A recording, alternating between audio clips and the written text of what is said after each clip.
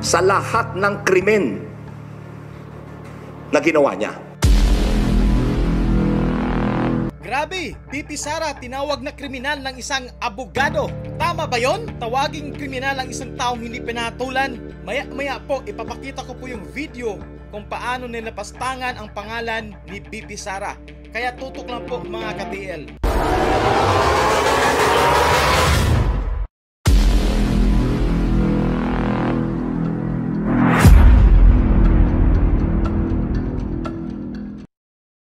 Tama bang tawagin ni Spokes Bukoy na kriminal si BP Sara?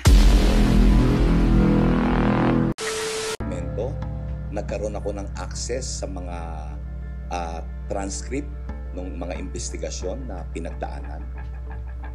At doon ko na-realize na ito palang 2 buwan ko, hindi ito yung simula ng aking paglalakbay. Nagsimula pala ito noong 2007 pa. Nung si Sara ay pumasok sa politika at naging vice mayor ng Davao. Dahil doon nagsimula yung string of crimes. So sinabi ni Bukoy mga kaibigan na si BP Sara ay may naggawa ng crime or krimen 2007 pa lang. Yun ang gusto niya yung point sa kanyang sinasabi dyan. Tama ba yun? Napaka-malisyoso po mga kaibigan ng Spokes na to mga kaibigan. Grabe, napaka-malisyos po. Aba, matindi! Nag-culminate sa kasalukuyang impeachment trial. Tama yung inyong obserbasyon. Mas binibigyan nila ang halaga ang procedural kesa natural. Inuuna mo na ang procedural. Bakit? Kasi nga yung impeachment na yan, questionable na ang proseso. Kaya nga nagdemand ang team ni BP Sara na ibasura na lang ang kaso na yan. Bakit? Kasi nga may nilabag na 1-year ban. Do you think, Spokes, kung walang problema ang procedural sa issue na yan, magki-question pa ang team ni BP Sara? Hindi na. Matutuloy na diretso sa substantial. Pakitaan ng ebidensya. But for now, kitang-kita naman. Base sa sinasabi na rin ng ibang mga eksperto, katulad ni Senator Marcolita, sinabi niya, may nilabag talaga sa 1-year ban. Sa substantial na nilalaman ng artikulo. Ngayon, sa mga abogado, pagka ganyan ang taktika, halata mo, walang depensa. What? O yan. Pag ganyan daw ang taktika, walang depensa. So in other words, ang spokesperson ng prosecutor mga kaibigan, minamaliit ang defense team ni BP Sara. Aba, matindi! Inaasahan namin, habang binabasa yung kanilang sagot, na doon sa dulo, merong treatment. Article 1, Article 2, Article 3. Merong treatment, DEDMA. Ang treatment, DEDMA. Sinabi, hindi totoo yan. Pero hindi sinabi kung bakit hindi totoo. Siyempre, ba't sasabihin? Kayo ang maghanap. Alangan naman yung kalaban magbibigay sa inyo ng pagkain. Tapos yung pagkain na yun, magiging poison sa defense team ni BP Sara. Siyempre, hindi. So sa mga abogado yan, that's a general denial. Okay? And in legal practice, there's a legal law. Now, if it's a general denial, it's considered as an admission. Ayan, no? Nag-presume na naman, guys. Grabe, ang lupit. Tuloy natin. Inaamin mo. Inaamin mo. Tama ba yun? Dahil hindi sumagot sa mga paratang nyo, sinasabihan nyo na agad na guilty? Hinusgahan mo na agad? Kung kaya mo talagang harapin ito at gusto mo namang linisin ang pangalan mo, sagutin mo based on facts. Kasi ang inilahad namin sa iyo, factual. Suportado na... Walang problema yan. Pero may issues sa procedural Sinasabi nyo na hindi labagin ang konstitusyon. Nakalagay sa konstitusyon nga 1-year bar rule. Bakit yung aksyon na ginagawa ng depensa ni BP Sara wala sa konstitusyon? Kasi nga kini-question ng procedural kasi may nakita ng paglabag sa 1-year ban rule. 1-year bar rule or 1-year ban. May nakita nga eh. Ebidensya, whether testimonial, documentary, or demonstrative. Una nga, hindi pa nga tayo umaabot sa substantial na yan. Kasi nga kini-question pa talaga yung procedural nyo, yung proseso sa impeachment na yan. Kasi nga, ang defense team ni BP Sara may nakita talagang paglabag sa konstitusyon. Which is 1-year bar rule. Kaya yan dapat ang sagutin nyo muna. Kasi kasuhin nyo muna yan. Kasi pagdating guys ng July 28, mag-take over na, naku, papasok na si Senator Marcolita dyan mga kaibigan. Magkakaroon agad yun ng parliamentary inquiry. Sigurado yan. Evidence. Sabi nila, ay, si VP, she has the numbers. She has the numbers. Oh, yung pala, if you have the numbers, palagay mo, maabsuelto ka naman eh.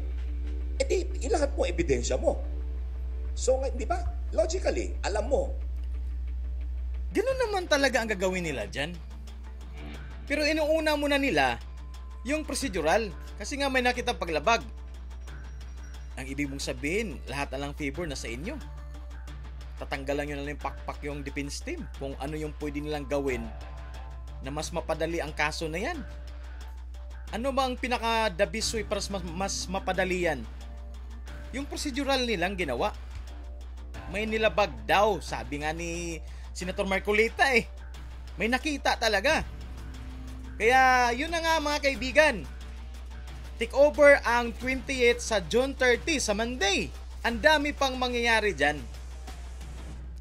At isa pa nga dyan, ang power ni Spokes Bukoy, kumbaga yung tinatawag na authority na binibigay sa kanya, ay hanggang June 30 lang, sa Monday lang. Hanggang Monday ka na lang. Magkabotohan yan, kampante ka, mananalo ka. E di kung ganun, Which is sinabi yan mismo ni Chis Escudero na ang authorization ni Attorney Bukoy ay hanggang June 30 na lang. Itinidribble pa niya, gusto pang i-dismiss agad. Ano ang ibig sabihin nun? Wala siyang ebidensya. Or Nag-presume ka na naman agad. Ang dami mong presumption eh. ayaw niyang lumabas ang ebidensya ng prosekusyon. Kaya ho para sa amin, mahalaga na magkaroon ng paglilitis. Kahit na i-acquit nyo yan, basta na ipakita namin sa bayan. Ayan. Kitang-kita guys. Kahit i-acquit nyo yan, basta napakita namin sa bayan. Diyan papasok ang trial by publicity. Kita mo naman ang ginagawa niya ngayon. Trial by publicity po yan. Biruin mo yan, sinabihan mong criminal si BP Sara na wala pang judgment galing sa impeachment court. So mas magaling ka pa kang Chis Escudero. Mas magaling ka pa sa impeachment court. Kung ano ang ebidensya namin sa lahat ng krimen na ginawa niya. Ayan guys, rinig nyo yun? Sa lahat ng krimen na ginawa niya. Tama ba yun? Tama ba yun?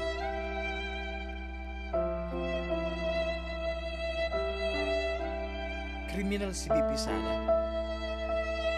Inusgahan mo ng criminal si BP Sara. Tama ba yun guys? Di ba may 7 articles of impeachment? Sabi ng ilan, 4 or 5 ang matindi na dapat sagutin ni BP Sara.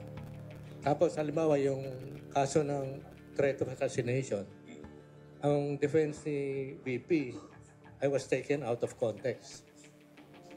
Is that a good defense? It's not. Will it stand in court?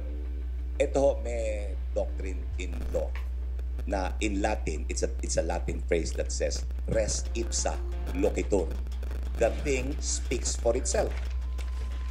The best witness against Inday Sara, or I'm sorry to be very informal, for the best witness against the Vice President is herself. Kasi hindi lang niya once sinabi ito inulit-ulit pa niya At sinabi niya hindi siya nagbibiro.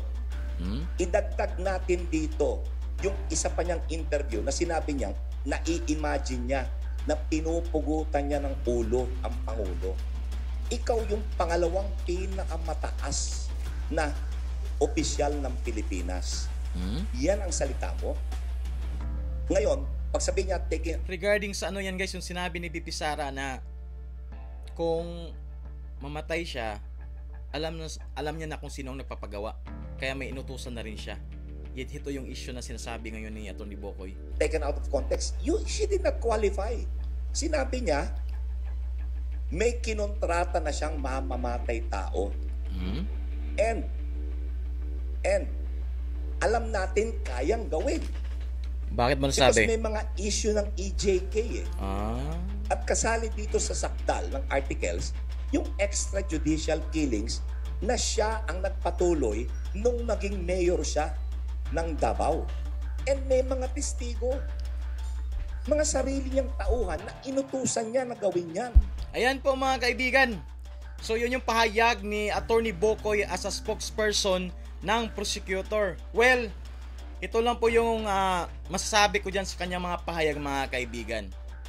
Ang pahayag po ni spokesperson Atty. Bokoy mga kaibigan na isa lang trial by publicity po. Yan po ang masasabi ko dyan. Bakit? Una, nasaan ang presumption of innocence dyan? Diba? It's clear naman sa konstitusyon na innocent pa rin ang isang tao habang hindi pa ito binigyan ng hatol ng korte. Diba? Klarong-klaro yan. Pangalawa, malicious. What? Napaka-malicious yung mga sinasabi niya mga kaibigan. Biruin mo, sabi ng spokes, harapin mo ang mga krimen na ginawa mo. May judgment na. Tama ba ako? Tama ba yun guys? Sabihan kita na harapin mo yung mga krimen na ginawa mo. In other words, ginajudge na ikaw kriminal. Pangatlo, hindi ang spokesperson ang dapat magdesisyon kung guilty or not guilty na si BP Sara, kundi ang impeachment court. Parang ang nangyayari ngayon guys, siya na ang impeachment court. Di ba? Isa pa, tama bang tawagin si BP Sara na kriminal? Grabe no? Tama naman, di ba? Tinawag niyang kriminal si BP. Klaro naman sa kanyang mga pahayag doon na sagutin mo itong mga krimen na ginawa mo. Oh? Klarong-klaro dyan mga kaibigan dyan, di ba? Kaya ito yung mga tanong na iiwan ko sa inyo mga kaibigan. Okay, una, tama bang tawaging kriminal si BP Sara ng spokesperson na yan? Pangalawa, naniniwala ka ba na trial by publicity ang ginagawa ng spokesperson ng prosecutor mga kaibigan? Paki-comment lang po sa baba kung ano ang iyong opinion sa ating topic sa araw na ito. Ang masasabi ko lang, nakakainis. BP Sara tinawag na kriminal. Yung tipong ang sama. Grabe talaga. So, hanggang dito na muna tayo at maraming salamat sa lahat. Bye-bye.